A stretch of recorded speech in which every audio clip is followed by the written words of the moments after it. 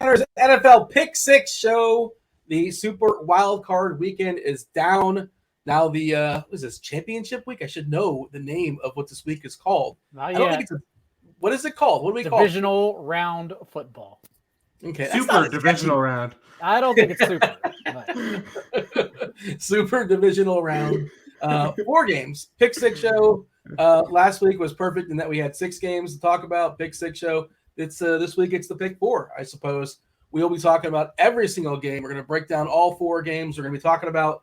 I see in our chat at YouTube. What's up, YouTube? Hit that like button. Subscribe. Turn on those notifications.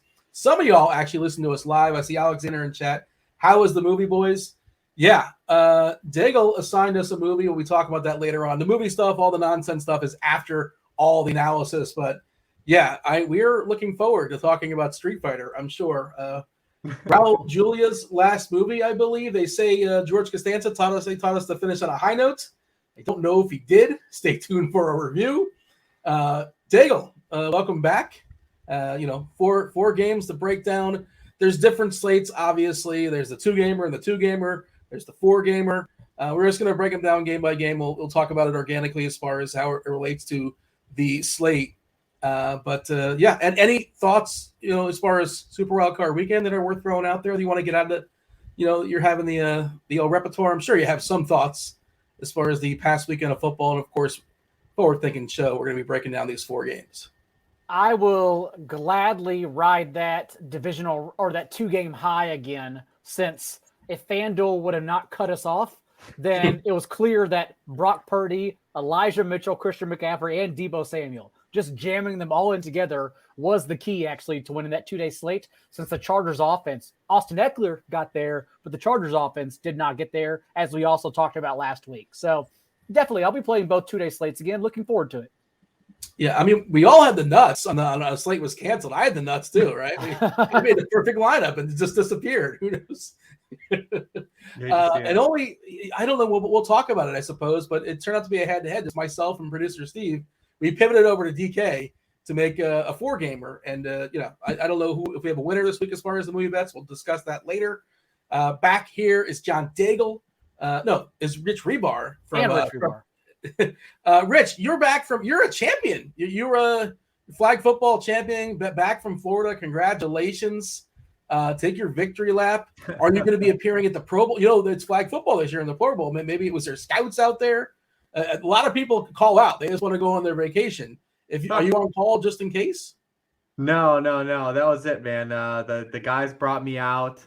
What it is, I played forever. I haven't played in like 5 years, but we were state ranked in Ohio. We were one of the best teams in Ohio for a long time. And I played till I was about 35. We had a buddy break his neck, actually. And that was kind of like the writing on the wall for a lot of us, was like, all right, we're getting a little too old for this. But the younger guys on the team that kind of replaced us, like, they couldn't go. So they wanted to put together a 35 and older team for nationals. And they dialed me back up and they said, well, first of all, I lost 50 pounds this year.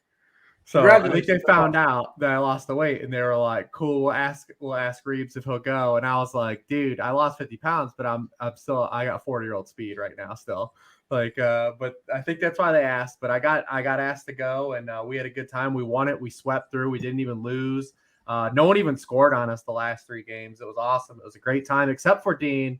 It was 40 degrees in Orlando, like 40 degrees. What the hell, man? Why was it so cold in Orlando this weekend? I don't know. I'm not that far away. I'm about 3 hours south, and I was in in Fort Lauderdale. It was like 35. It's egregious. I don't know what's going on. I can't speak for the weather. Maybe Chief Meteorologist Kevin Roth. You can ask Kev. He'll let you know what's going on there weather-wise. The people want to know 2 things, though, Hribar. They want to know your comp. Who's your wide receiver comp? Like, if we go to playerprofile.com, we type your name in. Who's your comp? And were you out there exercising, or were you actually getting some reps? You getting some runs? Did you get in the end zone? Did you have a dance? Are you a player's coach? No, man. They're definitely, I would say, very much like a Jacoby Myers-ish type play. You know what I mean? Definitely don't have the yak in me anymore, even though, like I said, I lost that weight. But no, man, it was awesome to get back out there. I really missed it. I always tell my son and my wife that, I really miss getting out there and catching the ball. I don't know if I ever get a chance to do it again. So when they asked, I said, yes, man, I'm in. Got out there. I played full burn. Basically, I played like 90% of the reps. There is no celebrating, so you get flagged, man. So like no pumps. No, man. Yeah, there's refs and everything, man. Like it's legit. So we had really good refs too.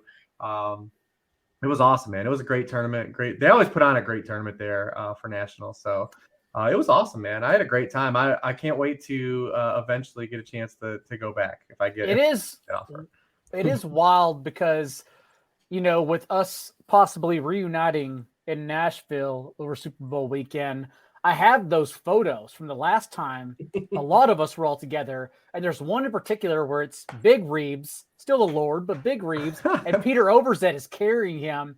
And at the time, that was a big deal because Reeves was bigger, and Peter Overzet is still just like the most ripped man in the industry. But now I feel like I could pick up Reeves with ease. We'll have to reenact that in 3 weeks, right? You guys are good to go for Nashville, I assume. I hope so. Yeah, but everyone's lives have changed over time. So like Overzet as a kid and probably can't make it. I will say this. I got to go to Galaxy's Edge too. Ultra disappointing. Does not live up to any hype that anyone sells. Oh, damn. What's Galaxy's Edge? Is that at Disney World? It's at Hollywood Studios, the Star Wars area. Okay. Yeah. Did you knock out as many parks as you could, or just one, I suppose? No. So the last time I was in Florida, that had yet to be built. So it was something I had done, and huge Star Wars fan, and my oldest is a huge Star Wars fan, so we wanted to go. He went with me, tagged on the trip because he's cool with all the guys. We went. I don't regret doing it, but it's very low on the list of places to go back to in Orlando. All right, understood. Fair enough. I spent a good 4+ years there in Orlando. Well, UCF is like a half hour away, but it's Orlando, so technically, I suppose. Hey, 4Gamer, let's get to it. The people want enough of the pleasantries. Congratulations again, Rich. That is awesome. If the people on YouTube, feel free to show off the ring. You happen to have it next to you. I know you're too modest to do it on your own, but feel free to flaunt it. That's some pretty impressive. Yeah, it's behind me. I don't think Robert Kraft made it, but it was solid. It was a good get. We'll take a little ring on the way out. First game on the slate on Saturday afternoon, the Jags at the Chiefs. 52.5 is a total. A lot of nice totals this weekend. That's good to see. 45.5, I believe, is the lowest current total. We'll talk about that one soon enough. KC is an 8-point favorite here versus Jacksonville, who had one of the greatest comebacks in the history of the NFL. Congratulations to Trevor Lawrence and his victory celebration at Waffle House. I wasn't on Twitter that night. I assume Twitter was pretty even killed those first 2 quarters on Trevor Lawrence. Always in the gray. Twitter, not black and white, always in the gray. You're right. There were some weird deflections all over the place. Twitter unites over very few things, but they are united over Brandon Staley to being a huge donkey for multiple reasons for over multiple weeks. And apparently he's going to survive and he's going to keep his job. But actually, we did turn on him. We used to like him a couple of years ago, but good Lord, he's had a bad couple of weeks there down the stretch. Let's open this up here, John, as far as Jacksonville, Kansas City. Dealer's choice, start wherever you'd like. What's funny about that game, too, is that Trevor Lawrence opened it 4 for 16 for 30 yards and 4 picks. So the rest of the game obviously went really well for Jacksonville. But what's fun about the Jags in this game is that we've talked about this in the past. The Chiefs are 2-7-1 covering the spread in our last 10 games. Those 2 covers occurring against Bryce Perkins and Jarrett Stidham. And remember, at least we know that unlike a lot of coaches who have played the Chiefs in the playoffs, Doug Peterson already understands the assignment. He opened that first game against Kansas City in Week 10 with an onside kick and recovery, giving Jags the ball on their own 46-yard line to start. And then, of course, forced a fumble the very next possession, the opening possession for the Chiefs from Isaiah Pacheco.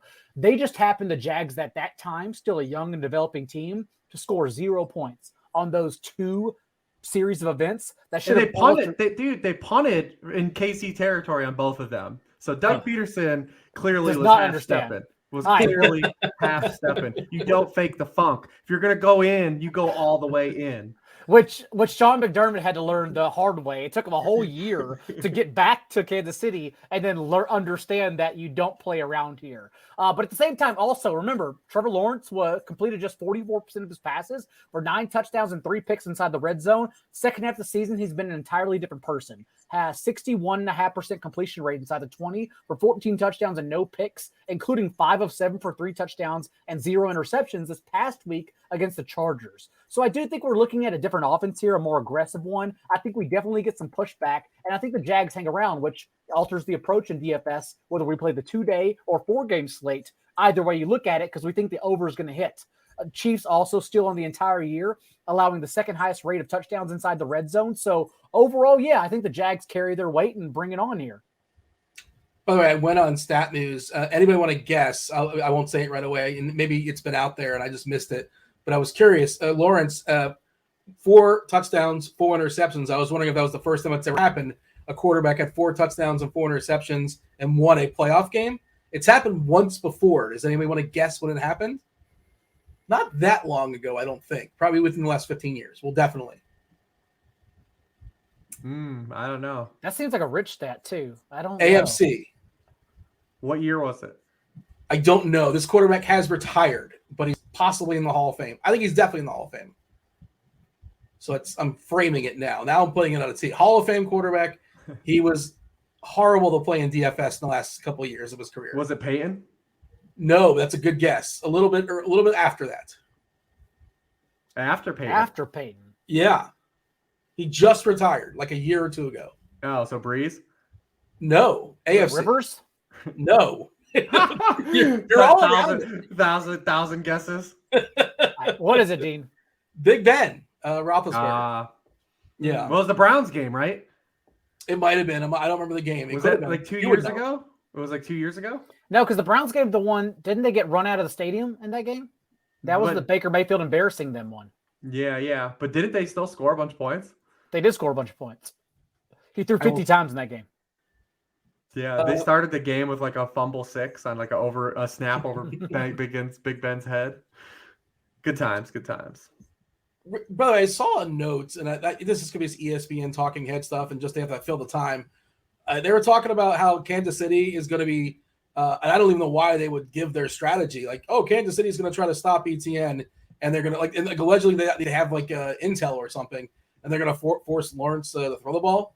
I don't know. Is that something you heard, Rich? Is that something you care about? Is that nonsense? If you're the Jags, how would you go about trying to score some points on Kansas City? I mean, the Chiefs will stop Travis Etienne by scoring a bunch of points, making the Jaguars throw the football like every team that plays the Chiefs. I mean, there's a reason they face the 3rd most pass attempts per game. So, and the same thing, like Travis Etienne was on a heater, like going into when these teams played the first time and just got scripted out of the game, right? Because for some reason, Travis Etienne doesn't catch passes. He only ran 11 times in that game.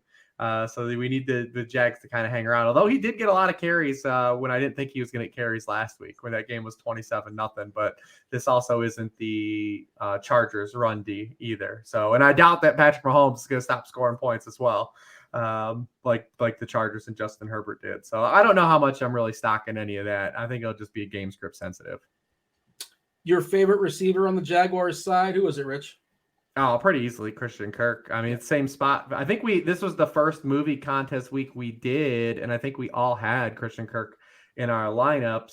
I mean, you have the Chiefs, they're allowing, 20 PPR points per game to opposing wide receiver 1 targets. That's 30th in the NFL. They're also allowing 20 points per game, 24th in points per game on slot receivers, 29th in touchdown rate. A lot of those guys. Kirk had 2 touchdowns when these teams play. He caught 9 passes on 12 targets. I don't mind any of the other guys, but pretty easily Christian Kirk.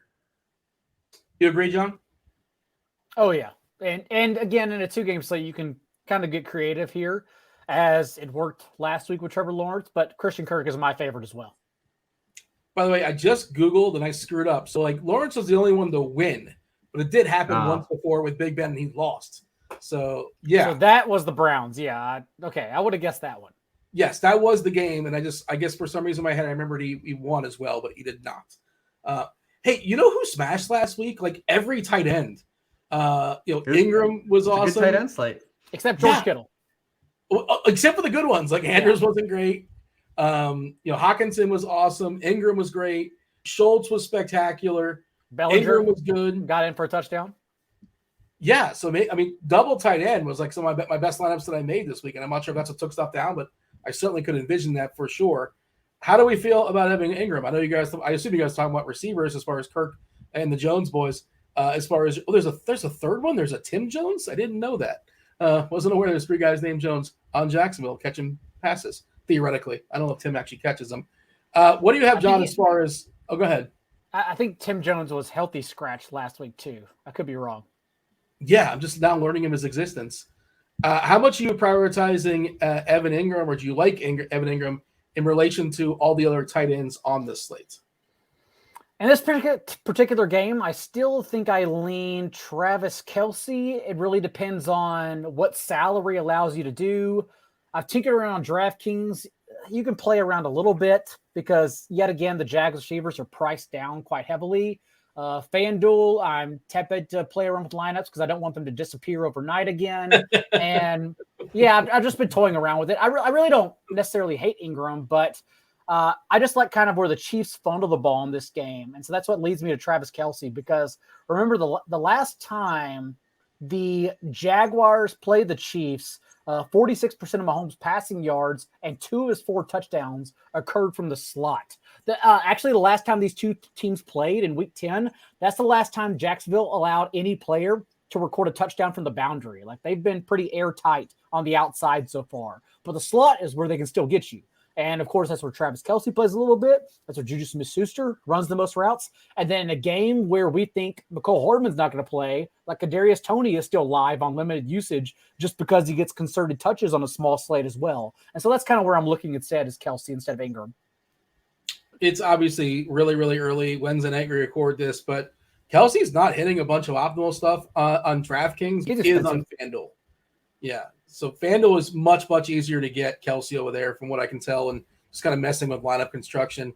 Rich, how much do you prioritize Kelce? What's your thoughts as far as in prioritizing Mahomes? They're kind of sort of attached to some degree. The Kansas City offense, Mahomes, Kelce, and then feel free to, go from there. I mean, listen, we always want to play Travis Kelce if we can. It always just comes down to the salary cap game. And this is a fantastic wide receiver slate, too. Not the greatest of running back slates. So we're talking from the full top-down 4 games. So we want to play a lot of these receivers, on the slate in general. So it's always tough because when you add Kelce in, you're basically foregoing basically a top dollar wide receiver. So, whether that ends up being, on the 4-game slate, a guy like Jamar Chase or Stephon Diggs or CeeDee Lamb. On the 2-game slate, it's a little bit different, but it still could be an AJ Brown. It could be a Devontae Smith. It could be a Christian Kirk. It could be the difference of you getting in on one of those guys. But it's a fantastic spot for Kelce. The Jaguars are terrible defending the middle of the field, like Daigle said. We talked about it last week with Gerald Everett, who absolutely smashed, had the best game of his season. Jacksonville tight ends in general had 12 catches for 148 yards and a touchdown in that game. Noah Gray scored in this game too earlier in the year. Like, he's probably live to even punt in this game if you really wanted to go down and chase a touchdown. If I can fit Kelce in, sure, man. I haven't really made a bunch of lineups. I'd love to get him in if I can, because it's a really great spot to play him, because everyone's crushed the Jaguars over the middle of the field. It reminds me of the spot last week with Brock Purdy. Brendan Ayuk in like mid and high stakes was 6 to 8%. And even though, yes, we talked about how Seattle limits production from the boundary, and we'll talk about we'll talk about that in a bit, how San Francisco attacked them. The way San Francisco runs their routes, it's like it doesn't even matter if you line up from the boundary, you're still over the middle of the field most of the time in crossing routes. And so it seems like a situation where Kelce doesn't fit builds, like you mentioned, Dean. He's not an optimals, which makes him an amazing tournament play. You just got to figure out ways to jigger your lineup and squeeze him in. By the way, shout out to you, Daigle, answering questions in the live YouTube chat as we're. It was a quick, easy one to answer. It's not a hard one. And I guess you're probably used to that too. Probably doing a lot of times you're vocalizing, but you've done plenty of streams, obviously. There are a lot of things that don't matter. Like if we start going down cornerback, wide receiver matchups, then you have to start mentioning the percentage of snaps a cornerback plays on the outside of the slot. And so that tells you the receiver is going to be lined up against that cornerback 30% of the time. And then it doesn't matter at all. But yeah, receiver out wide and boundary and slot. Sure. We'll talk about that. Are we seeing anything new as far as routes run, participation with Toney, or is it basically, Juju's the top guy, MVS is out there, doing his exercising, and you're just pure dart throws as far as Moore and Watson? Those guys just, don't seem to have much of a ceiling John, as far as the take on the Kansas City receiving core, what do you have? I mentioned Juju already from the slot, given how airtight Jags have been from the boundary. So we'll go right back there with the most confidence, 10 out of 10. And then the rest, you pretty much know what you're going to get. Like Kadarius Toney is limited usage, and let's say Hardman, who we expect to be out, is scratched in this game. I'm still willing to chase that in a small slate, like those concerted touches, like a Chase Claypool with the Steelers almost, where they're giving them carries inside the 10-yard line. Like, that's fine. I don't mind chasing touchdowns in small slates. In larger slates, there's an argument to be had. And then, Justin Watson is just far too thin for me, given that, he's going to get one deep 20-yard ball, and maybe he'll catch up for a touchdown. Maybe he won't, but that's pretty much a zero in play for him. Yeah, if you're making 150 lineups in the 2-game slate, maybe you sprinkle him in, right? Just like you said, he could be the reason that you win. He catches 140-yard touchdown, and that's it. But, understand the floor for him is very, very clearly zero. Rich, what's our thoughts? Feel free to give anything as far as receivers, but I'm curious your take. The running back, Pacheco, McKinnon. Is McKinnon going to keep getting away with it? He does, right? He keeps on doing it. Pacheco versus McKinnon. Where do you lay on that? The Chiefs, they now are down ahead of only the Ravens in terms of targeting their wide receivers. None of their guys are even really playing a lot anymore. Juju's not even playing in the slot anymore. He's basically playing almost strictly outside. He's basically 70-30, outside, inside. And he's not even running a full complementary route. So, he's only running a route on basically 75% of the dropbacks. They're starting to rotate everybody through, and they're not throwing any of their wide receivers. So it's really tough. No Chiefs wide receivers at 100 yards in a game since week 7. They have just 6 total touchdowns since the week 8 bye. It's real tough, man. It's just real tough to say like there's a ceiling for any of these guys, for any of the Chiefs players. Even when you get a touchdown, like what are you really getting out of these Chiefs guys, right? It's kind of where we are. Are they worth chasing on any level at this point, especially on a loaded wide receiver slate? Kadarius Toney's going to get steamed. He's going to get popular. You can feel it simmering. You can just feel it already. Everyone wants to be there for the Kadarius Toney pop pass and jet motion touchdown from 7 yards away. But man, there has just not really been a ceiling for a lot of these guys. It's really tough to latch onto. And that's the same thing with Pacheco, right? And it could be the same truth for McKinnon now that he's been priced up too, because McKinnon has single-digit touches in his last 3 games. He's just getting by, man. Just getting a touchdown every game. The dude has 9 touchdowns in his past 6 games. He's caught a touchdown pass in 6 straight games, which no running back's ever done. But if you are going to target guys against the Jaguars, it is these receiving backs. It didn't happen for Austin Eckler, but when these teams played in week 10, McKinnon led the Chiefs in targets in that game with 8. He had the 6 for 56. He actually didn't score a touchdown in that game. One of the few games he didn't, but that's kind of where you would look for that floor. But he's 6K also on DraftKings because that's where you'd want to play him. He's not free by any means.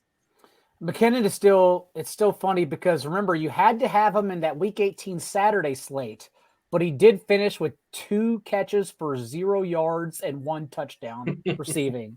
So that's just kind of him running hot. It's just the way it is right now. Rich, the thing with people wanting to get Toney is the thought process that, KC has been kind of babying him and like working him up to get more reps in the playoffs because he's a talented receiver, or it's just they just like him as is, and that's that. Well, he's not really getting like any real receiver work, really. Like not a lot. And I think it just has to do with the Hardman being out. He scored a couple of touchdowns. His metrics are good, like on a per route basis. I mean, he's getting targeted on 26% of his routes. When he's in the game, it's basically plays are getting called for him. He also, when these teams played, people will box score hunt, right? Like he had 57 yards and a touchdown in this game. This was kind of the first game Hardman missed, right?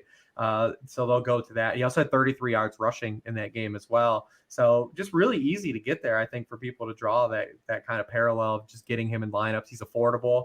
I definitely think he's going to be really popular. I haven't seen like projected ownership, but I have a feeling Kadarius Toney is going to be really popular, especially on Saturday.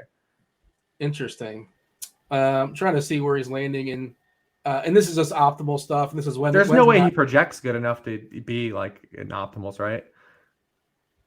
So in a 4-game slate on FanDuel, including all the games, he's hitting 14% of their optimals for what it's worth. And I ran like 150, I believe. On DK, he hit scrolling down just 4%. His median projection has to be like 5 points, so there's no way he's like a really like an optimal guy. He's currently projected for, we're giving him 9 DK points, looks like, at 4-1. So, yeah. It's 5 carries.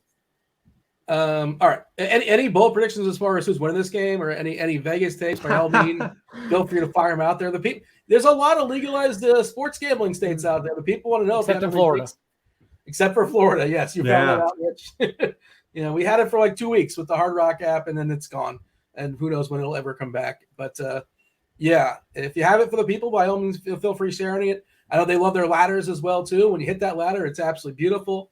Otherwise, we shall move on and talk about the Giants, the Eagles, playing for the third time this year. 48 and a half is the total. I think the third time in the last 7 weeks or something like that. Although the Giants, they didn't really play, right? Week 18. They did, but they didn't, right?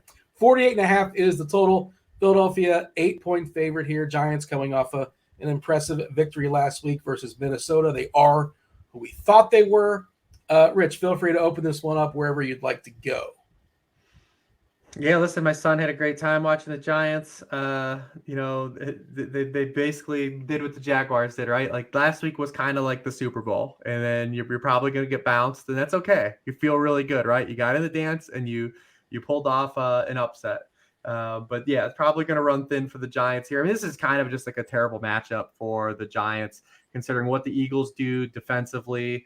And what they do offensively. It's just a matchup that isn't very good. And we kind of saw when these teams played back in week 14. Now, granted, there's some guys that the Giants didn't have. I will push back on a lot of, people that want to contend that Adoree Jackson and Xavier McKinney really make a big difference in terms of, objective statistics and how they, when they're on and off the field. But they are going to have those guys in this game. They didn't have them in week 14, but still, it was a game the Eagles outright just flat out controlled. Even the week 18 game, which was kind of a weird game because the Giants didn't play anybody. Hurts was coming off the injury. The Eagles just kind of meandered their way through the game. They absolutely kind of flooded them in the first half of both games. They led 40-7 combined at the halftime in those games. And we know the Eagles are like a hot start team. The Giants aren't. The Giants are more of a rally team. I think it's just really going to be a tough spot for the Giants here, just like I believe it'll be for the Jaguars, although the Jaguars will have offensive stats, and there may not be a lot of offensive stats here for the Giants. John, do you agree? You think the Giants are basically one and done, one and out? Yeah, we get accustomed to teams playing really well in the wild card round, and the Giants deserve credit for everything they've done, for everything Brian Daigle, the proper coach of the year, has done. But assuming Jalen Hurts, who was removed from the injury report Tuesday, and Lane Johnson, who is limited in practice for, at least according to the report, rest purposes, are both healthy, the Giants don't have a chance here. And that's the way I'm playing it. Jalen Hurts, even with this injured shoulder, his last 2 appearances, has run 17 and 9 times. Also, remember, Nick Sirianni came out post-Bears game, which was Jalen Hurts' season high in fantasy points in week 15, and said that was the way we played that way on purpose, not giving Miles Sanders a touch until the 6-minute mark of the second quarter, because they saw single high safety, which tells them no one over the top, man coverage against A.J. Brown, forget the read, forget the play, you throw it to A.J. Brown. That's it. And in Hurts' last 2 games, we see A.J. Brown have a 39% target share against man coverage. And as we know, Wink Martindale calls the highest rate of man coverage and blitzes in the league. So if we're assuming Hurts and Lane Johnson, who, again, this Eagles offense, over 7 yards per drop back with Lane Johnson on the field, a 5.5% touchdown rate compared to 2.2% with Lane Johnson on the field, it matters so much at left tackle. So, yeah, I think the Eagles heavily roll here. Yeah. I'm curious, Rich, your son's a Giants fan. I don't know how much he gets in the weeds as far as like contract and stuff like that. But is he on board with like Daniel Jones, 4 years, $200 million?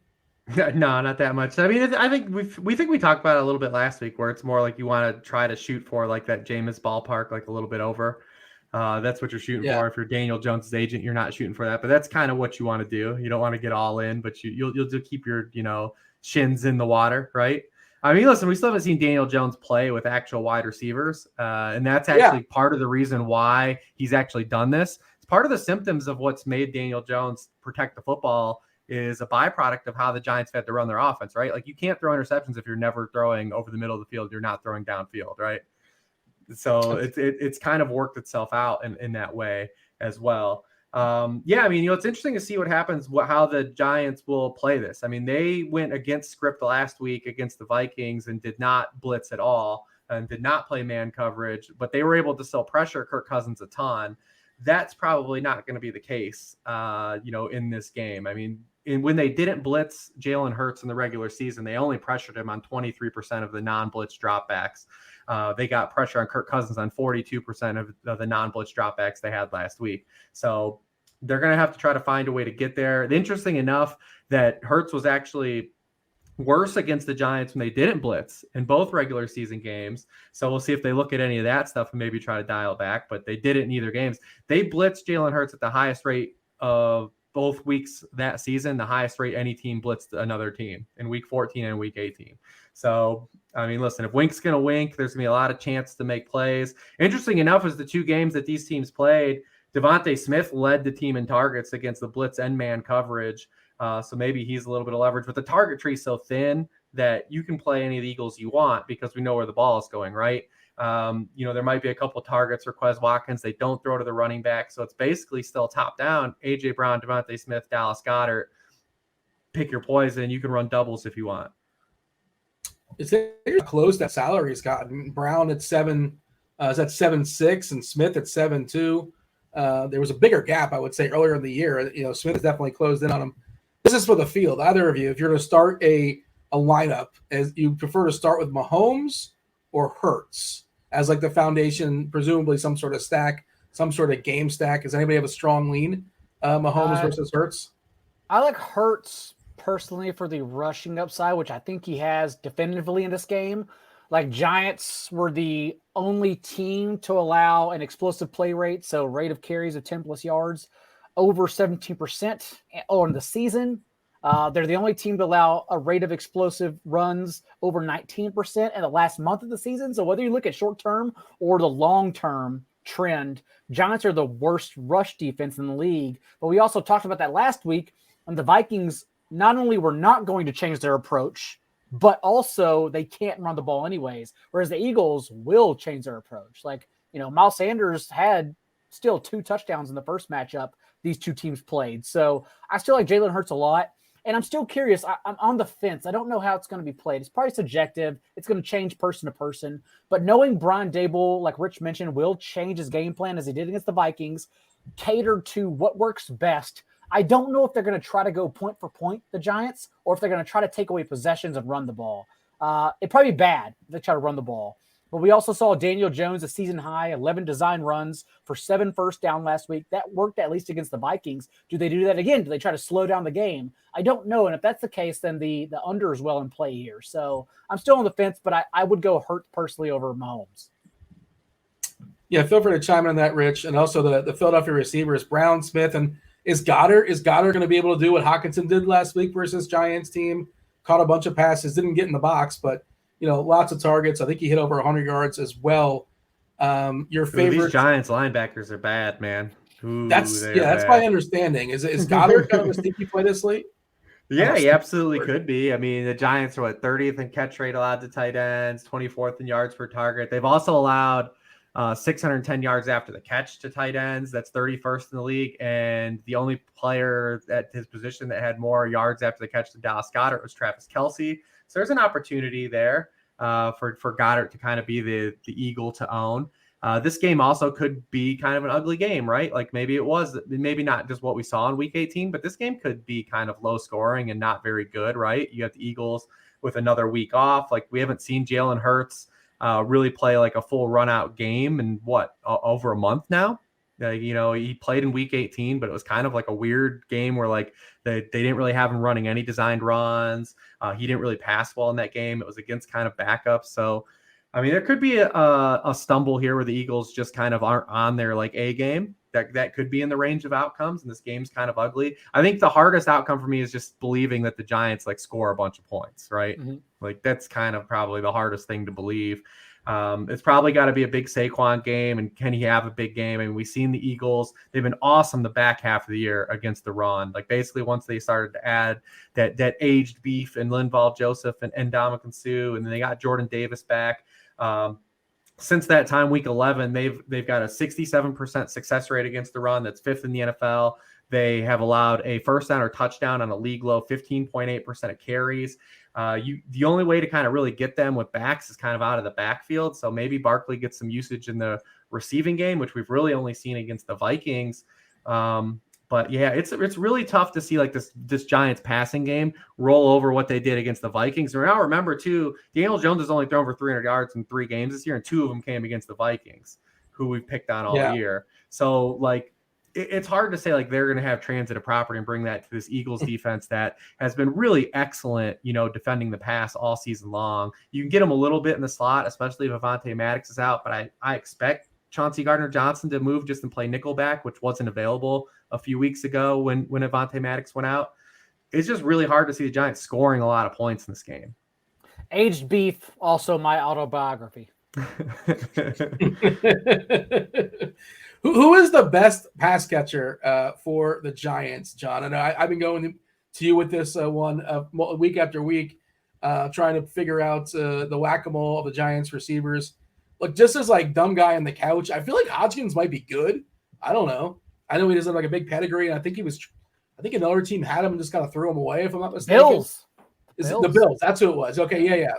Like I think he looks good, but like again, I'm not the guy digging in the dirt. I have no idea. Your preference is, and how do you think Hodgkins can possibly be good? Could that be a thing? Not sure. Well, I'm 1 for 1 here because I got it right the first time, and then last week Richie James had 2 drops from the slot, which not only did he go under his prop, but it also didn't help in DFS. So I got that one wrong because Isaiah Hodgins is amazing.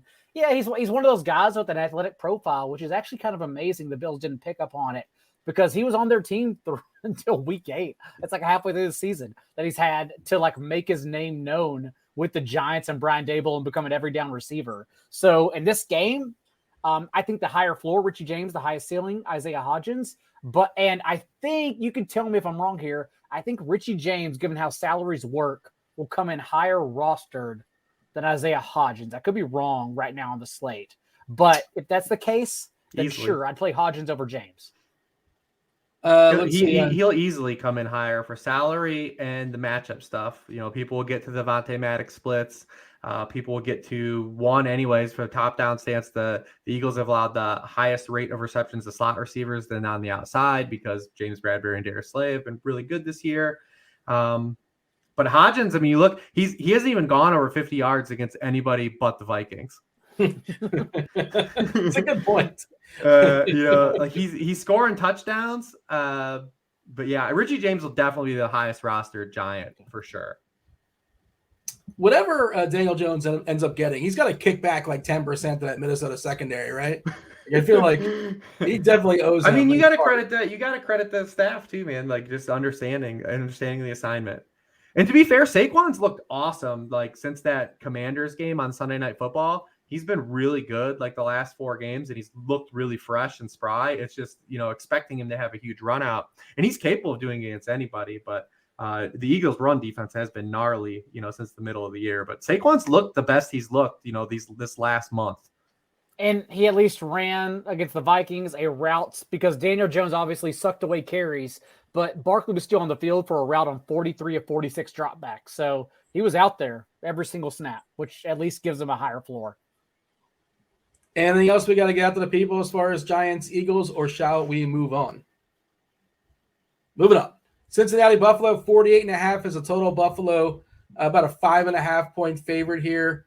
John, I'll let you open it up. This, of course, the first game of the second 2-game slate. First game on Sunday. We're talking about all of them individually. Obviously ownership stuff is going to shuffle depending on if you're playing the 2-gamer, the 4-gamer, or if you're playing a showdown slate.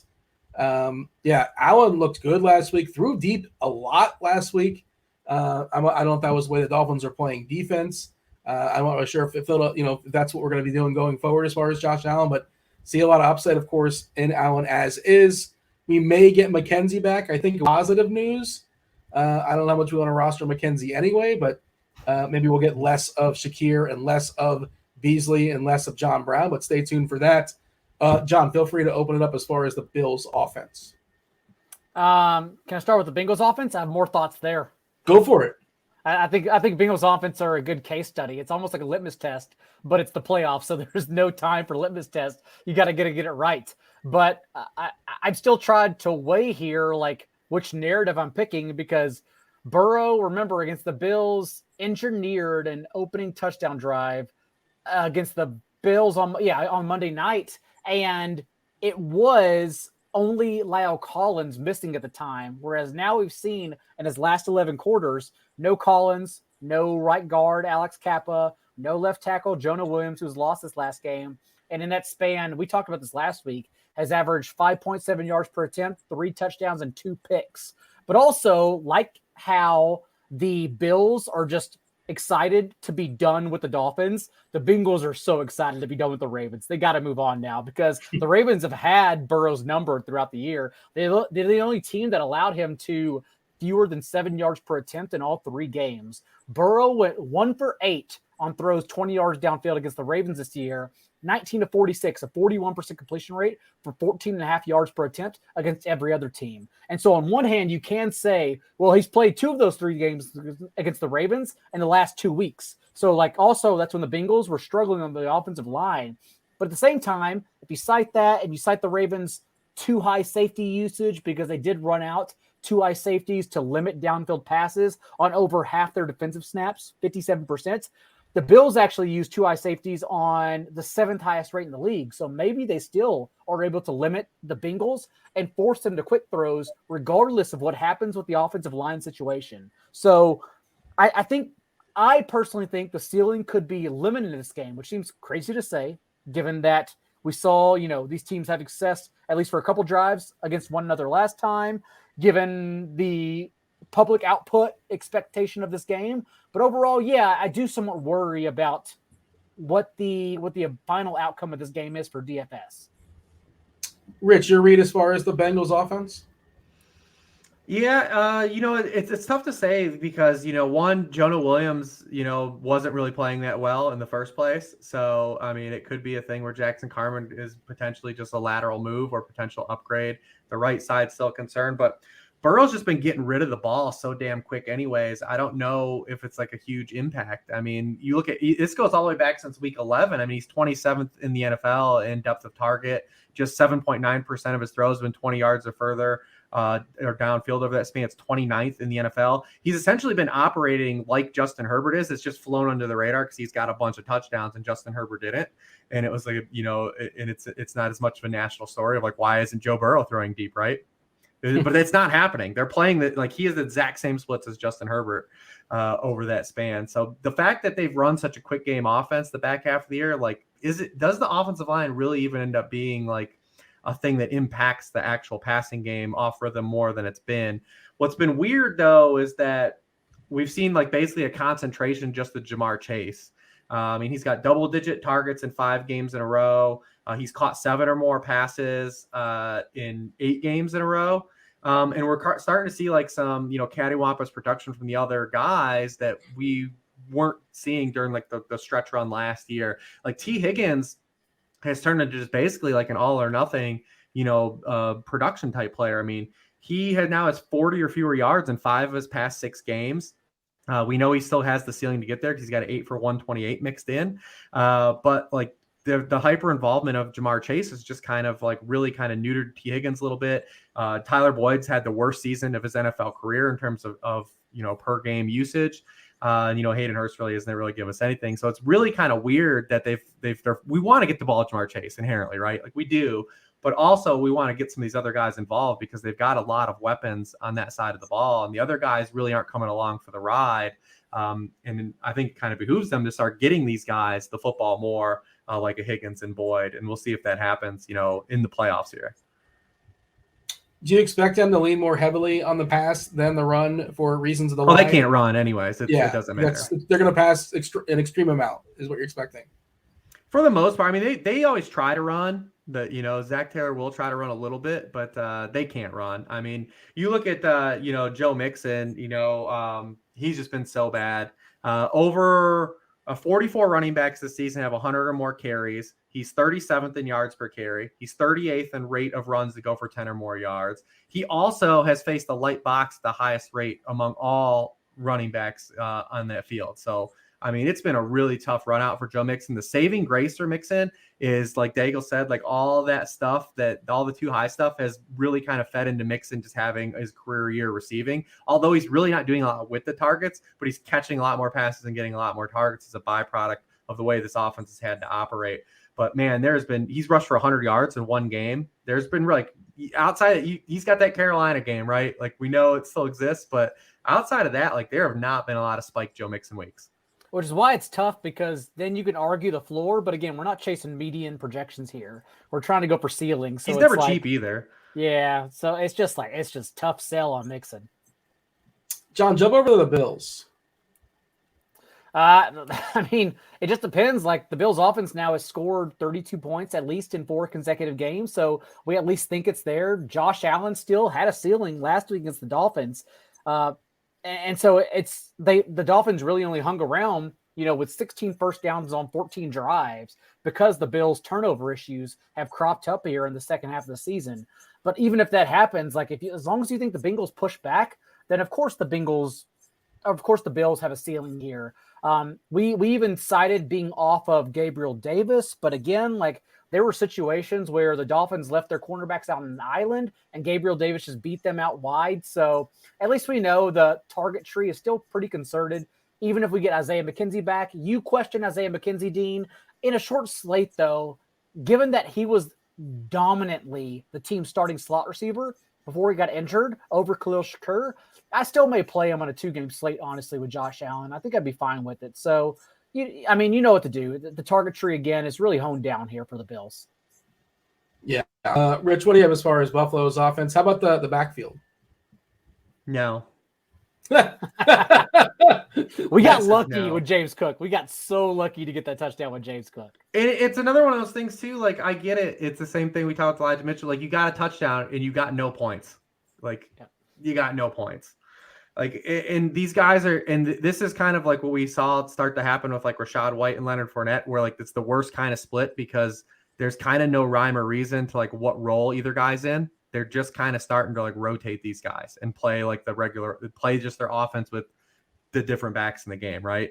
We'd rather have it be where there's one of these guys are locked into a specific archetype, but that's not happening now with James Cook and Devin Singletary. They're basically, 50-50 over the past 6 games. Singletary's at 11.7 touches per game. Cook's at 11.1. The Bengals also really good against the run. Neither one of these guys are really getting a huge run out in the pass game. It's just what are you getting, right? Like, even with a touchdown, what are you getting out of these guys? Chase versus Diggs in this game. Who's a better starting point? Or who has a higher ceiling on? I mean, ceiling still would have to be Chase. I mean, he's had a better floor too. I would lean towards Chase. I like both these guys a lot, though. Yeah, I don't really know how one separates. The Bills have allowed the most 100-yard receivers out of any team except for the Lions this season. We've seen them. They've had to rotate a lot of guys through a lot of injuries in the back end. Wide receiver play has hurt them. They're 23rd in the league in points allowed to opposing wide receiver ones. I would lean still Chase. I like Diggs a lot, though, too. Play them both.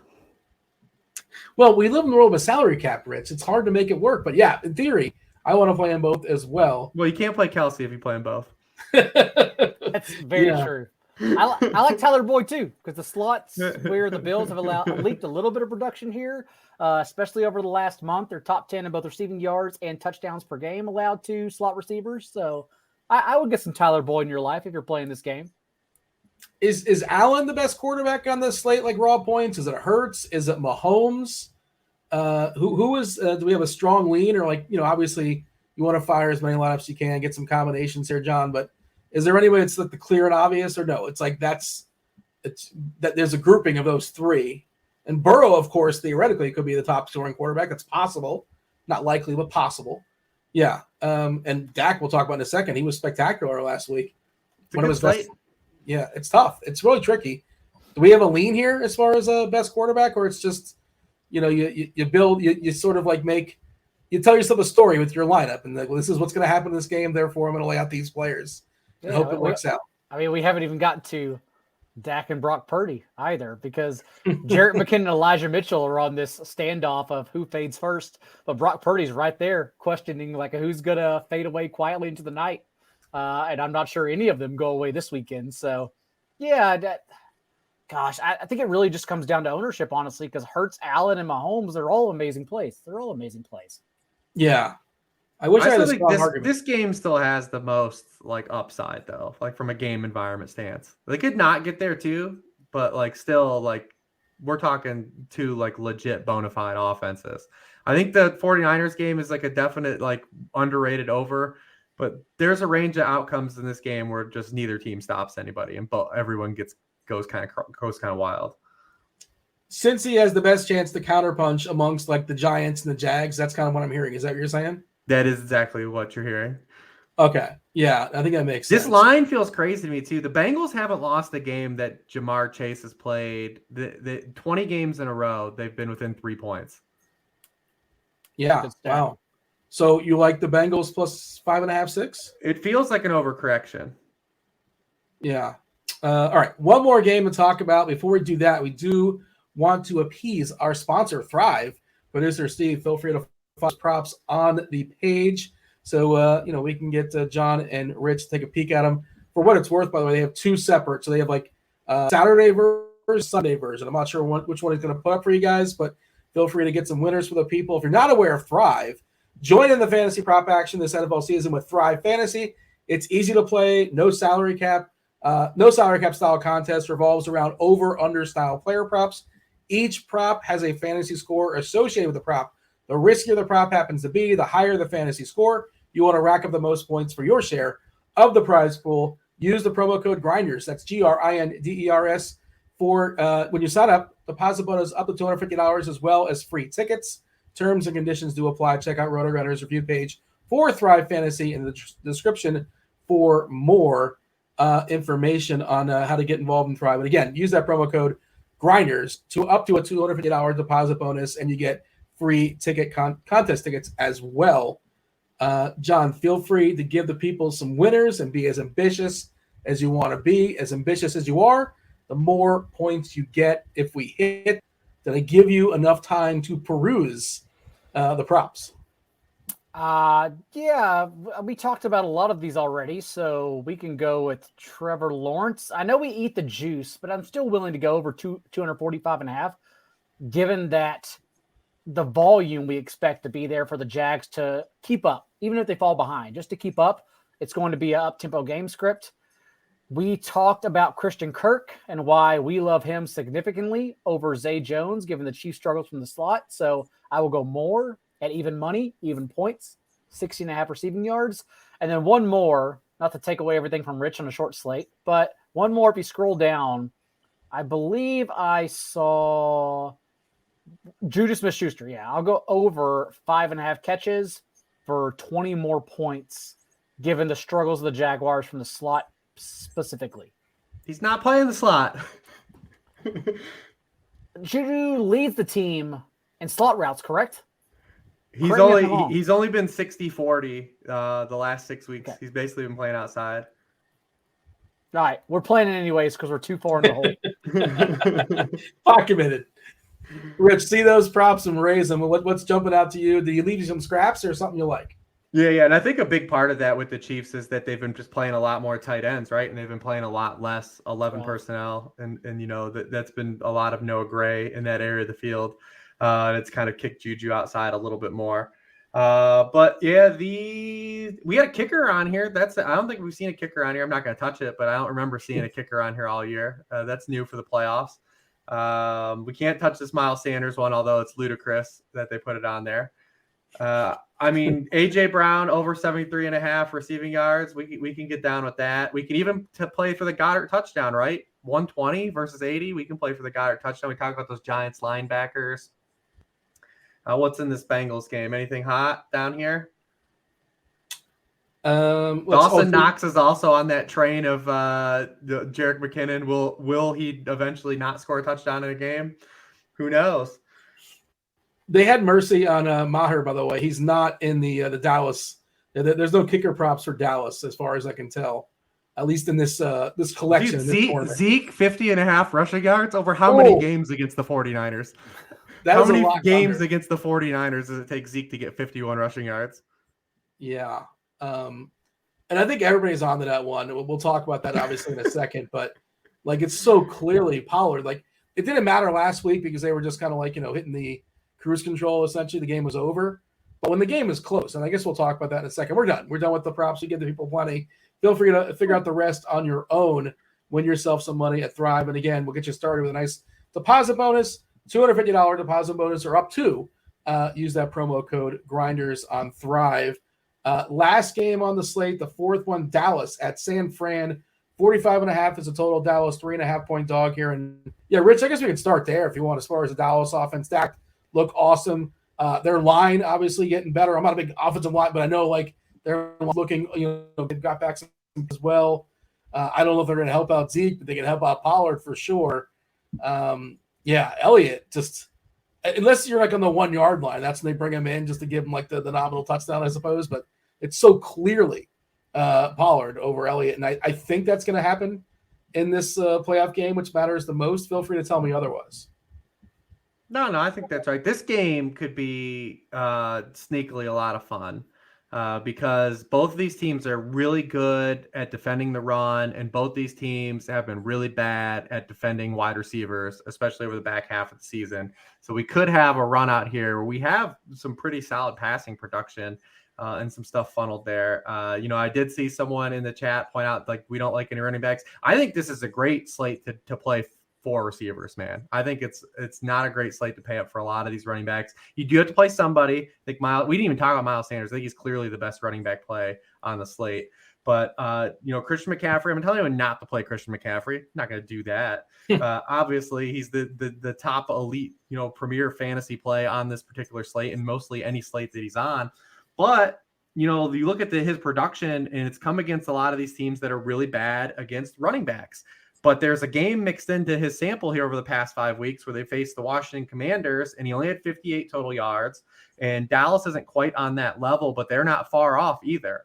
They're 11th in yards per carry allowed to running backs. They're 4th in success rate against running back carries. They've allowed just 6 rushing touchdowns to running backs in the NFL. That's tied for second in the NFL. They've allowed a first down or touchdown in just 20% of running back carries. That's 7th in the NFL. And they also have only allowed 6.4 receiving points per game to running backs, the 3rd fewest in the NFL as well. They've got a lot of speed and they can tackle, which kind of limits a lot of those dump offs. So, I mean, listen, CMC is going to be really popular. You're going to be able to jam him in on the slate, especially, but he's going to be really popular. Playing running backs against the 49ers, don't recommend it. Not very good. I think it's a great spot for the Cowboys to keep leaning on Tony Pollard. His playmaking ability and speed are definitely leverage over Zeke, but the most rushing yards an individual running back has had against the 49ers this year is 69 yards. The most yards per carry they've allowed to any running back on 10 or more carries is 4.3 yards. They're number 1 in the NFL in yards per carry allowed to running backs. They've only allowed 2 running backs to have 80 or more total yards in a game against them this season. So we're going to really need a big play out of Tony Pollard. But this game, we'll get to it, but man, I want the passing pieces here. This game could be a way better passing game than I think it's getting steamed up for. Feel free to jump in here, John, as far as your Cowboys take. Yeah, Rich likes Bills-Bengals the most. I like this game the most. I think the over is pretty sneaky here. I like this game the most. I just think okay. That from a top-down stance, the Bills and Bengals are the 2 best offenses facing each other. Sure, it'll probably garner the most ownership on the 4-game slate. I'm trying to think about Jags, Chiefs, but Kelsey makes it so hard that probably not. But overall, it's even funny to look at it considering Dak opened that game over 4 with 2 CeeDee Lamb drops and then went 25 of 29 for 300 yards and 4 touchdowns the rest of the way. What's funny, though, is that much like last week with the Cowboys having the advantage in the slot, it's the same thing for the 49ers here since the San Francisco has been exploited for the 4th most receiving yards per game, 3rd most touchdowns in the slot. So we still have confidence in CeeDee Lamb here. And On the other side of the ball, like last week, the entire 49ers team combined for 2 catches for 15 yards from the slot. Like basically all of their receiving production came from the boundary, and that was against a Seahawks defense that allowed the fewest yards per target all year from the outside. Whereas the Dallas defense has allowed 3 more touchdowns than any other team from out wide over the second half of the season. So like we think that yet again, these pieces for the Niners through the passing game are going to be just as great. Like it was on Tom Brady knowing that the pressure was coming to get the ball out very quickly. But Pro Football Focus keeps track of like quarterbacks getting the ball out quickly. And Brock Purdy this year has gotten rid of the ball in less than 2.5 seconds on 51% of his dropbacks. And he's completed 73% of his passes for the 3rd most yards per attempt on the season. So yeah, I think the 49ers have a lot of success through the air. And I think the Cowboys can get the job done too. Cheapest quarterback on the board, Purdy. But again, there's a bigger opportunity cost as well. 4-game slate. But, if you're rostering Purdy, you're bypassing Mahomes, you're bypassing Hurts, you're bypassing Allen and Burrow and heck, even Dak. You can say everybody else you're making a bold stance there. And, obviously you can't have to be the top at his asking price, but, close to the podium for sure. Matt McCaffrey. Dean, last 49er quarterback to throw multiple passing touchdowns in 7 straight games. Who was it? Brock Purdy's done it. Who's the last one? Kaepernick? Or is it like Montana? We're young. How far back are we going? 2001. Who was the 2001 quarterback for San Francisco? Is it somebody I should remember? Is it Elvis Burback? Is it Jeff Garcia? Yep. Jeff Garcia. That's a good answer. Yeah, that's it. Forgot about him. Yeah, Jeff Garcia, Browns legend Jeff Garcia. He had Terrell Owens for a little bit. So. Oh yeah. Yeah. So it's a small. I guess you're buying, or is that you're just throwing out the stat? No, I think it's an interesting spot because obviously this is the biggest test Purdy's had. I mean, so since he became a starter, the defenses that Purdy has faced in passing points allowed per attempt rank 25th, 15th, 26th, 28th, 27th, and 15th. The 15th of 2 Seattle games. And that was coming into the matchup that they faced. So Seattle's the best defense he's faced from a passing stance. Dallas top 10 in that category. They're also first in the NFL in pressure rate. Getting home is pretty key. Purdy, when he's not been pressured on non-blitzes, leads the NFL in passer rating. He's completed 71% of his passes, 9.1 yards per pass with 8 touchdowns. But when you can blitz and get pressure on him, he's only completed 50% of his passes, 3.6 yards per pass attempt when blitzed and pressured, 2 touchdowns, only 1 interception. He does have a high touchdown interception rate when just outright pressured on non-blitzes, but his completion rate still just 50%. He has a dip in yards per pass attempt. So we are going to see him actually tested for the first time in this game. But I mean, the 49ers just have so many dudes that they can get the ball to, man. Like they're just they put you in such a box, and they're all so versatile, right? Like from a top down stance, the 49ers don't have like the best like receiving unit. Like they don't have a Justin Jefferson, they have a Chase. But in terms of depth and versatility, I mean, it's hard to say like there's a better offense than the 49ers, right?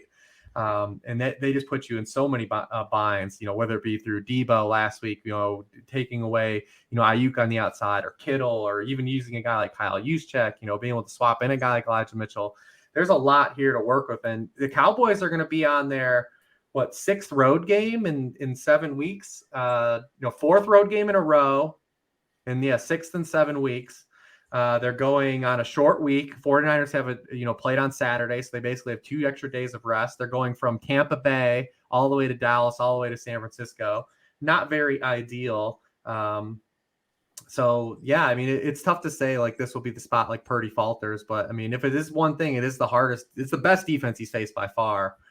Even though I think the wide receivers are still going to put up their stats for the 49ers. The Cowboys tried to get Xavier Rhodes out there. He played 29% of snaps, and then the Bucs recovered that onside kick, and Rhodes was actually the one that Evans scorched wide open down the sideline. Brady just missed him by fingertips length on that throw. And the 49ers have been just as bad as the Cowboys. Over the past 7 weeks, the only team that's allowed more catches, yards, and touchdowns to wide receivers than the 49ers is the Cowboys. Mm. So, I mean, there's an opportunity. And the 49ers, 58% of the fantasy points they've allowed have gone to wide receivers. It's the highest rate in the league. DK smashed them last week. I mean, there's an opportunity here, I think, for this to be kind of like a fun passing game. And no one's really expensive outside of Lamb. Debo is reasonably priced. Ayuk is priced down now because he's had, a couple down weeks. Michael Gallup his price has never moved. And the ghost of T.Y. Hilton is officially bypassed Noah Brown. So, maybe there's a chance here for even a Juwan Jennings touchdown or some bullshit. How do you feel about T.Y. as a dart? I saw somebody in chat asking about him, and I think they threw a deep ball to him as well, like maybe 50 yards down the field. It was a miss, but it's just good to know like that's like in the bag and in the option of possibilities. That's what he used to be, obviously, whenever you play against Houston, right? Everybody knows about that stat. I'm sure you know. But T.Y. against Houston in the Dome, it was always good times. Is he an interesting dart, Rich? T.Y. Hilton, you kind of like made a joke about it, but maybe it's something that like could be a separator in tournaments, especially on a 2-game slate. Yeah, potentially. I mean, not any of these. I mean, I joked, I flippantly said Juwan Jennings, but I mean, he's averaging 15 yards per catch with Brock Purdy under center. There's opportunities there, but I mean, it's such a big wide receiver slate that, maybe one of these Jamokes is really kind of the key. I don't know, but it's the thing is like when you get down to like the Gallups and TYs, you have to ask yourself, like, even if they score a touchdown, is it enough? Right. And I know that's something we keep posing, on this slate. I mean, so you look at Gallup, he did score the touchdown last week, but I mean, just 46 yards. He's had more than 49 yards in just one game. His season high is 63. Maybe this is a good week for them to press that, though, because of all those things I brought up about the 49ers defense. Maybe he's going to topple that 63 this week. I'll play TY over Gallup any day. Any day. Good. I like that. That's a question I was thinking about in my head. He's a little bit cheaper, too. And at least TY's depth of target is like over 15 yards. Like if TY gets a touchdown, it's not going to be a little slant route. It's going to be a massive one. Probably long. Yeah. Whereas Gallup is literally, like Rich said, he's just depending on touchdowns. He's gone over 50 yards one game all year. It is only touchdowns, and that's not what I want to chase here. I mean, there's obviously context to all these questions I'm asking, but right. The people want to know, John, like Lamb or Debo. Like obviously, again, this decision influences another decision. And like your whole lineup is telling a story is on these small slates, especially. But who would you prefer, like in the old in the Hoover and the vacuum? They're both just awesome plays. They're both amazing plays. I guess it'd be Debo because we're still getting a few carries here and there. We've now seen 4 starts with Debo from Brock Purdy as well. And week 13, 24% target share, which was a team high. Week 14, 21.7% target share, tied for the team high. His first game back was in week 18. He had a 15% target share. And then last week, another team high mark, 30% target share from Purdy. So we talk about the rapport George Kittle had with Purdy. And that was true whenever Debo was out. But you could argue Debo has a much better rapport with Purdy. So, yeah, given salary, I think it's Debo, but both are just awesome plays. Rich, feel free to give your thought on that. And but I'm just throwing it out there, like, we kind of joked about it. I was kind of how good tight ends did last week, and they were obviously a cesspool the entire season. But this is another slate with a good pool of tight ends. And we don't like the running back pool necessarily. I know running 4 receivers certainly makes sense, but I think 2 tight ends isn't completely crazy. 2 of Ingram, Kelsey, Goddard, Knox is playable, Hurst is playable, Kittle, Schultz. Like each team has at least one. And I didn't mean to like neglect Bellinger. He can fall in the end zone, sure. I don't know. Rich, is 2 tight ends. Is that in the conversation, the realm of possibilities when making lineups? I mean, probably just because I'm on all these receivers. So I'm sure it'll be wrong. But man, this receiver slate is so awesome. I mean, I think Ayuk is a great play in this game too. This is a whole receiver slate, especially on the Sunday, is incredible. I mean, T. Higgins is finally super priced down, especially on DraftKings. He hasn't been the best, but like we know that like something exists there, a high ceiling. It's just a phenomenal wide receiver slate that I have a hard time talking myself into anything other than 4 wide receivers. So that will probably be wrong. You're making one lineup, Rich. Who's like the first receiver you put in that one lineup? Again, a lot of context, but in your head, ideally with your perfect lineup, who's the first receiver you put in? Man, probably Chase or Lamb. Man, because the Cowboys are gonna have to throw, like, regardless. So there's a couple ways the Cowboys have to throw, right? One is just game script, right? They're road dogs. The other is they just can't run the ball against the 49ers. And, it just turns into a pass funnel game. And we know Lamb has just a lot less to contend with in terms of targets than anyone on the 49ers. And he moves around. He's so versatile. Man. And I think it's a spot to fade both the tight ends in this game. I mean, both these defenses have been awesome against tight ends all year. It's not that either tight end can't get there. Both the talent is there. But the 49ers are definitely a tough team to throw against with tight ends. Fred Warner's been awesome basically for the last, 4 years. And then the Cowboys have been really good against tight ends. Cowboys have been allowed 2 touchdowns to tight ends all season, and Cameron Brate was the second one last week. So, and Kittle is another one of these guys, right? Like, he's had fewer than 40 yards now in 10 of his 16 games this year. It's really cool when you're scoring 2 touchdowns a game, and we can laugh it off and say, Kittle only got 27 yards last week. Oh, we got 2 touchdowns.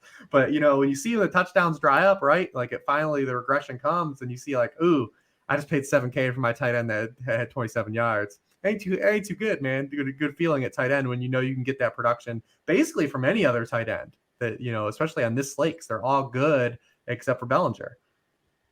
Yeah, Kittle 7-1 on FanDuel, 5-7 on DK. John, same question. You feel free. I don't want to limit you to receiver, but by all means, take a receiver.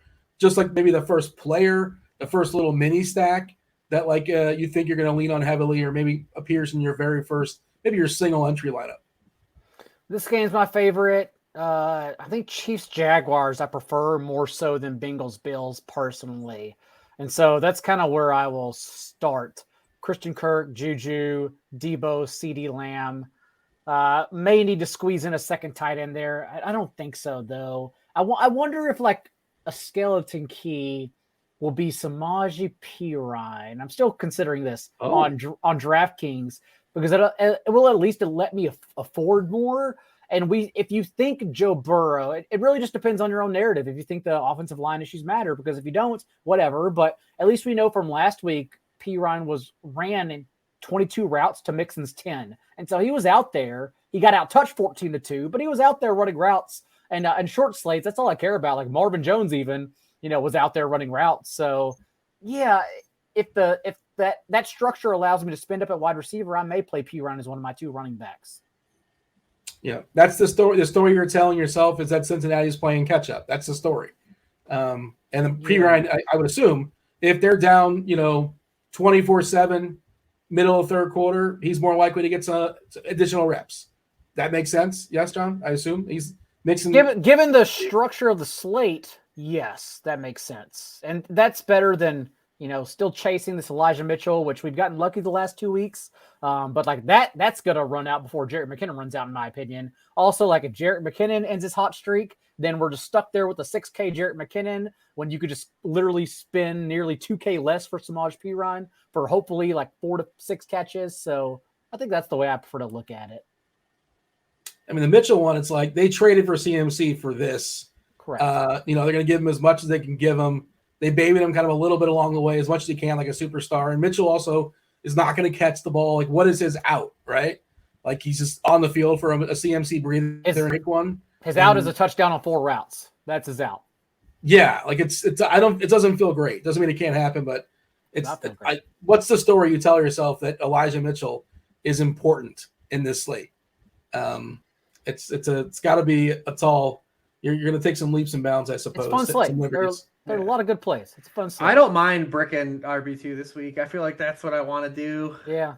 I mean, because, especially on the Sunday slate, because just the floor versus the salary for everyone outside of McCaffrey is what I feel is almost similar to those guys, right? Like the floor for Tony Pollard, the floor for Joe Mixon, the floor for Zeke Elliott, the floor for either Bills running back. I mean, obviously, James Cook is we can remove him because of the salary. You play a James Cook, you play a Perine, you hope for the best, outside of CMC, because the floor for all those other guys is really low.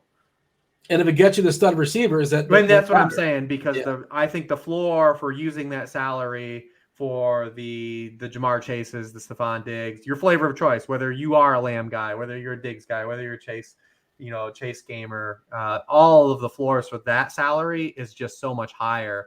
I can't use 7-7 on Joe Mixon, right, versus Stephon Diggs. Especially if, like you said, Rich, you're expecting Kadarius Toney to get steamed. I'd much rather just pay down a different position too, which at least helps flip the build a little bit.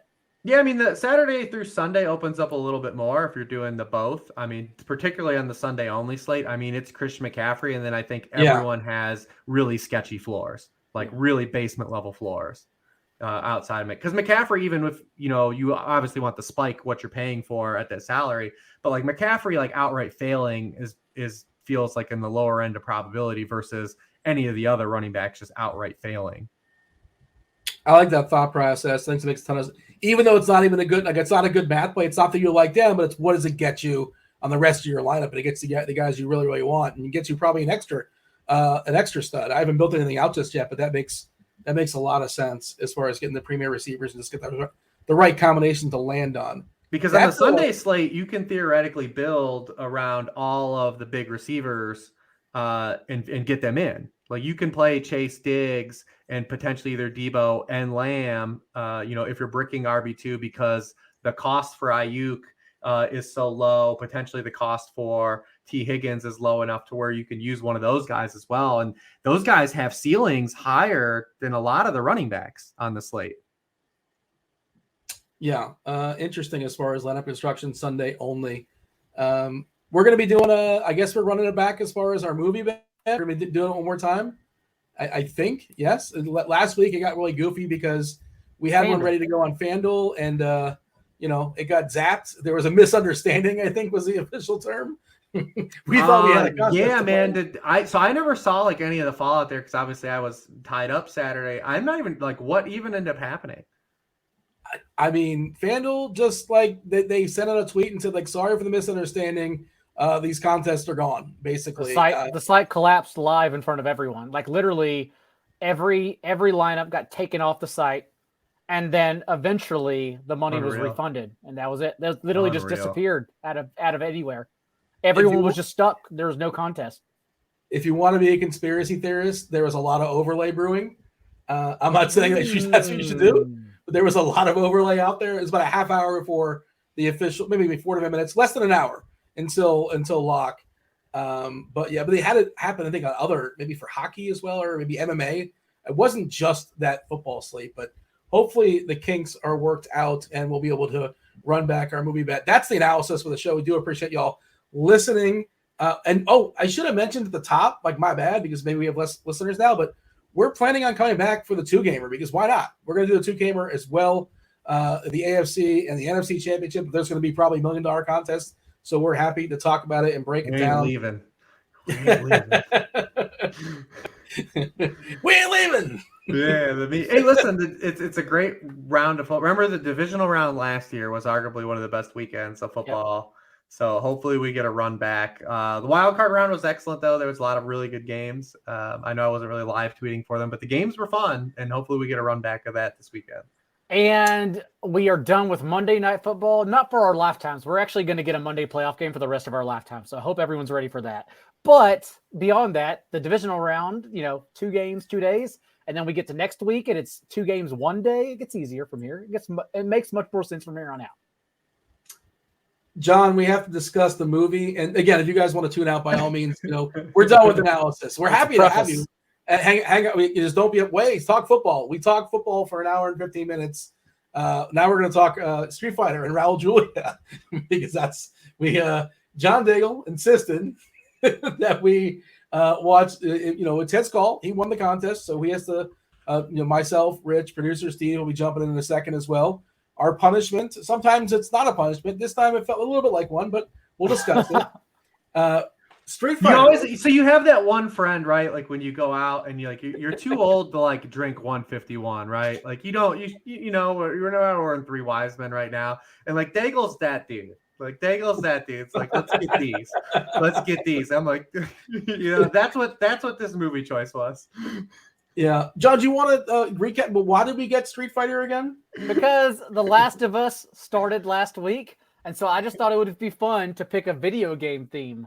Did you guys watch The Last of Us? Yes. I have not watched it. Okay. Is it good? Yeah, it was excellent.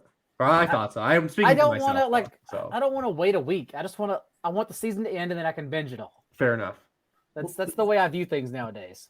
I can watch them in one day. We're so spoiled. Like Netflix. Dean, you played the game. Did you enjoy the first episode? No spoilers. Yes. Yeah. I'm not gonna. I know we live in a society. I'm not gonna ruin any spoilers for the people. Yeah, the game. I'm not like a huge gamer, but like I knew it was coming on HBO, and I'm like, yeah, let me. And I knew it was like an all timer. People loved it like 10 years ago, and I played the game. I thoroughly enjoyed it, and then watched the very first episode.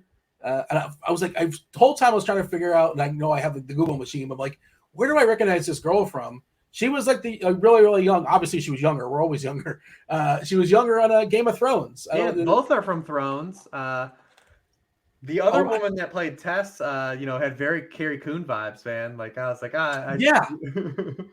Oh, she's from the other fabulous HBO show with the 3% of people. What's the name Leftovers? Of that show? Yes, phenomenal. Which nobody talks about, but just an incredible series. Love it's Leftovers. Almost like it's like 3 different shows because it's like each season they flip it. Put that on the list. It's not for everybody though. Like you can't really blindly recommend the Leftovers because I think the 3rd season really deterred me. Like it took a big left turn. It was always taking left, but yeah, I understand that. First and second though, I can get behind. Third one, it became like a Cormac McCarthy book. Like we brought in the Messiah, and there's just lots of things going on in the third one. The dude from Perfect Strangers, spoiler alert, made an appearance. Yeah. and not Balky. Sorry if you want your hope for Balky. It was the other. Young Lady Mormont though as Ellie in the show. Yeah, there you go. Yeah, I knew I recognized. Like I had to hit the Google. I'm like, where? She's got a pretty, I don't know, recognizable face. I guess you can say. Just obviously, Pascal was a legend on Thrones. Right. Yeah. And Narcos Mexico, which is everyone should watch because it's an incredible series. I've not watched any of the Narcos stuff. I hear it's Narcos is incredible. I've heard it's good. And there's very violent, but very, very good. Yeah. That's a good. Well, we should talk about Street Fighter. We should have watched that. We should have watched Narcos Mexico. Anything to? I'm just deflecting at this point. We should have watched Narcos Mexico instead of Street Fighter, which I picked for the video game theme. But to be fair, I did give you all like 4 or 5 choices, and I understand some of those choices consisted of the Super Mario Brothers movie. But even I, after watching Street Fighter, would argue that was probably a better choice, not remembering anything about the Super Mario Brothers movie whatsoever. Street Fighter got 11% on Rotten Tomatoes. It's definitively one of the worst movies of all time. And I just thought, because I liked it as a kid, probably because I enjoyed Street Fighter, the video game, I thought, okay, it can't be as bad as everyone's saying since I recall enjoying it as a teenager. And that's not the case. I watched it night 1 and I fell asleep after like the cage fight scene, which is terrible. And then I thought, okay, it was late at night, no big deal. Let's watch it again. I turned it off. I was like, I have to split this into 3 segments because this movie is so horrific. And then I eventually finished it up. And in the end, as you know, nothing matters. It doesn't matter in this movie. It just kind of goes. So, we should have watched Bloodsport or Narcos Mexico or something else outside of Street Fighter. Yeah, 11% according to the critics. Now, some people say, well, what about the audience? That's what matters. 20%. Correct. And sample size, critics, only 44 critics can actually stomach walking to the theaters and watching this movie. 50,000 people have rated this. I don't know where those people are. Probably got angry. They watched the movie and had to come violently rate it because it was so bad. I spent $4 American on this. I'm sure I've spent $4 worse, but that's what I spent. On Amazon to watch it. Same as me. I will say I've seen this movie a few times, and I knew what I was getting into, and I went in with just to enjoy the terribleness, and I had an all right time doing it. I watched this while I was riding the bike. I appreciate the Bisonopolis. Something the name. They had a nice a good display, right? Like we don't see those a model. We don't see a nice model anymore on a desk.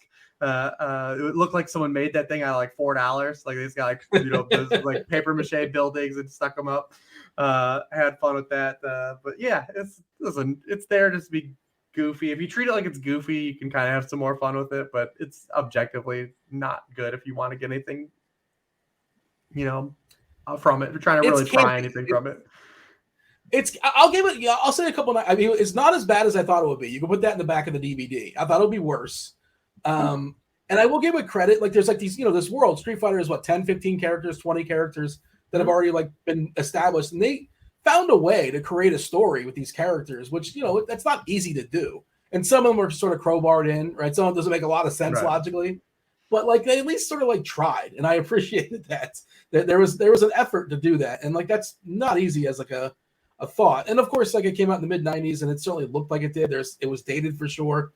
I've never really thought of Raul Julia as like this is like the big boss. Like he doesn't look like a guy that can really kick a lot of these asses, but good for him. Like he doesn't seem like a big tough guy, but he played it up. It was kind of he was having fun. He leaned into it. He leaned into it well enough. Yeah, and it's disappointing for his career. I'm pretty sure that was his very last movie. Even at the end of the credits, it said like it kind of gave him like an homage, like a kind of a shout out. Because I don't know. Go ahead. The thing that kills this movie the most is the dude that plays Ken is awful. Yes. The dude that plays Ken is absolutely miserable in this movie. Like, and it makes it so bad. Ken is terrible. He's definitely terrible. I also thought that Van Damme is bad for different reasons, but you know why that he got that role. Yeah. Yeah, he was doing his thing. I also thought that Vega, who wears the mask, was like far too attractive when he removed the mask. Like I always imagined him as like a nightmare, something scary you don't want to face. And then he was actually just like a male model whenever he took off the mask. That was unfortunate. That's a good point. But Damien Chapa, sorry, Damien Chapa, if you're out there listening, that he played Ken Masters. I don't know what else he's done beyond that, but they saw him act in this movie and said no more. He's a working actor. He has his moment. He's a director now and a producer. That's what he's doing. Good for him. He's behind the camera. He's doing some things. He was in Under Siege, which we should also watch one day. Steven Seagal is an upgrade or a downgrade from John Claude. It's an upgrade from this movie. I know that. I'm going to object you guys to watch the Seagal SNL, which is like, it's hard to find the Seagal in SNL, but if you find it, it's amazing. Just remember, if you go with Daigle to the bar, he's buying you that 151 shot. Is producer Steve coming in on this? I'm not sure if he watched the movie with us or not, but there's a reason he hasn't jumped in. Yeah, he watched the movie. 1 out of 10, maybe the worst movie I've ever seen. I wanted to watch one of Daigle's other suggestions. Super sad. Hey, there's still time for you to go watch Mortal Kombat. Super Mario Brothers. If you want. It was a newer one. Ready Player One? Yeah, I think. Yeah, I would have much rather watched that. All right. I got some DMs agreeing with me on the book too. By the way, the book is still amazing. I was a little excited because I forgot it was Street Fighter, and when I was looking it up, I was thinking it was Mortal Kombat. So I'm like, oh, it was a choice. To be fair, the first Mortal Kombat does not hold either. Right. That's why I was hoping y'all picked that one because it's not good. I just rewatched that recently. Okay. I have not rewatched it recently. I remember it was bad. I did go to theaters for the remake, and I had fun. That doesn't mean it's good. I just remember having fun. That's the most important thing is if you had fun. That's right. Not it is about having fun. Good or not. Fun, and if Reptile shows up. We're always just looking for Reptile. We need him in every movie. What's that? The Ice Cube movie, Anaconda? Are you a big fan of Anaconda? Oh yeah. John Voight's accent in that movie is incredible. Jennifer Lopez, Owen Wilson's in that. That is a cast. There is a good cast there for sure. John Voight's accent in that movie, though, oh my god, just impeccable. I don't know. I guess we don't have a movie for this week again because half the guys, you guys are eliminated. You didn't participate, which is fine, and there was all sorts of confusion. But I guess we'll run it back one more time. And I have a proposal. If you win, that I guess this will be the last time we're doing it this year. Yes, I think so. You could assign each person your own. You could personalize it. With that person, if that makes sense. Is that a good idea or a bad idea? Maybe it's a bad idea. Are we gonna? If we win, do we have until like Monday through Tuesday to watch it? Is that how this works? I didn't even think of that. Yeah, I guess turn it around. Will you guys be able to do? I can make it work. It's not a big deal. Is that an issue for you guys, or we can knock it out this week? Yeah, it should be fine. Okay. I actually might be seeing Daigle in person next weekend. You definitely are. Yeah. Who's coming to who? We both may be going somewhere. Yeah, both intertwining. There's Okay. a poker night in Dayton, Ohio that we're going to. What? Okay. Is this with the what was God? I couldn't think of it. In Rounders, Matt Damon with the police. That's why I don't know why I was going. I will not only buy you a shot of 151. I'm Worm. Yeah, I'll get you kicked out of a poker game. Well, listen. We'll all just concede. We'll punt, and we'll all watch Rounders for next week. Oh man, that sounds amazing. That sounds incredible. Has producer Steve seen Rounders? I'm going to bet no. If anyone wants to take the other side, I'm going to say no. But you should, Steve. You really should. I have not. You guys are all right. Yeah. Maybe we should just watch that instead. It's yeah. You could argue Matt Damon's been in like 3 of the top like 20 movies of all time. If you want to make that argument, I might. You can make it. He was in Saving Private Ryan. He was in Downsize. No way, top 20. That's top 20 worst movies of all time. But he was also in what's the other great movie? Good Will Hunting. Yeah, there you go. Hunting. Oh yeah. Also, Ocean's 11 is like the best airplane movie possible. So he was in that. What a take! Like, why is Ocean's 11 the best airplane movie possible? It's smooth. It flows smoothly. Like there's nothing wrong. It's funny. It's a heist. Anytime you have a heist, it's the perfect movie. Ocean's 11 is a perfect movie. Dean, do you want to know what I watched on the airplane? Oh yeah, well you didn't. Yeah, I heard you say it, and I was going to ask you. You said you watched it on the bike. The Street Fighter. Yeah. You were embarrassed. You didn't want somebody judging you over your shoulder. I didn't. I was worried. So I watched Clerks 3. I couldn't think if you're gonna watch that, that's an airplane movie, 100%. So I watched Clerks 3, and then I watched we brought up Pedro Pascal on the way home. I watched the movie with Pedro Pascal and Nicolas Cage. What movie is that? Unbearable Weight of Massive Talent or whatever. I watched that. Yeah, with Tiffany Haddish. Yeah, that's fine. It's kind of the same joke, sort of, but it's fine. Those were what I believed were good airplane choices. What's the worst airplane movie? Airplane? Like, is that Snakes on a Plane? Like, what's the worst? It's got to be like an airplane crash movie, right? Like you got to.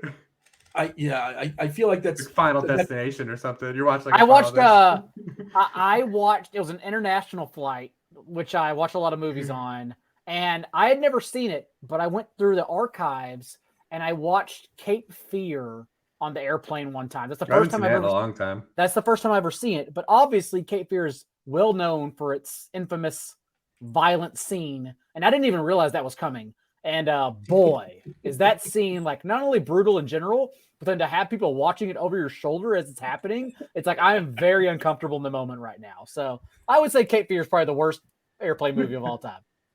There you go. It's settled. Anything else before we step aside and get out of here and make way for week? We're excited for one more week down. This is the penultimate episode of the Pick Six show, and we got one more on layaway. The AFC and NFC, the 2-gamer. I'm sure we'll find a way to make that one an hour long. We're almost there, guys. We're almost there. Yeah, man. Rich, tell the people. Almost over. Tell the people where they can find you on Twitter. I'm sure they don't know at this point. Lord Reeves on Twitter, Sharp Football Analysis. There are 3 more games to write up. Not that you're counting. You're definitely not counting for sure. Listen, then it's everyone's favorite time of the year, prospect season. Yes. Daigle, how about yourself? Tell the people where they can find you. I'm already beaten down for people tweeting about prospects. It's like, just give it a couple of months. Everyone calm down and segment the season accordingly. You don't need to rush out there in the streets and start saying dumb shit already. Are you not? You want to be first, though. You got to be the first guy to No, you don't. No, you don't. You want to relax your entire life. You don't want to be first ever. Also, Twitter is unusable right now, too. Like, if I get on TweetDeck, I cannot read anything like as accordingly to like what the time it was tweeted at. I respond to people that tweeted things 2 days ago, and I don't even realize it anymore. So whenever Twitter works, let me know, and I'll get back on to it. At John Daigle for Broken Twitter. That's where you can find me. All right. And producer Steve, Steve, to follow you on Twitter. You can give out your angry Steve's always tilting something, whatever he bet, I assume. Always. Every day. Do you want to tell the people where they can find you and follow you? Steve_Hoffman on Twitter. There you go. The Pick Six Show is down, sponsored by Thrive. Win some money this week for Daigle, for Hribar, for producer Steve, for Jean-Claude Van Garcia. Damme and Raul Julia, and for Street Fighter in general, the entire entity of Street Fighter. We do appreciate y'all listening. Take something down. One more to go. Good luck this week. Win some money. We're out of here. Holler!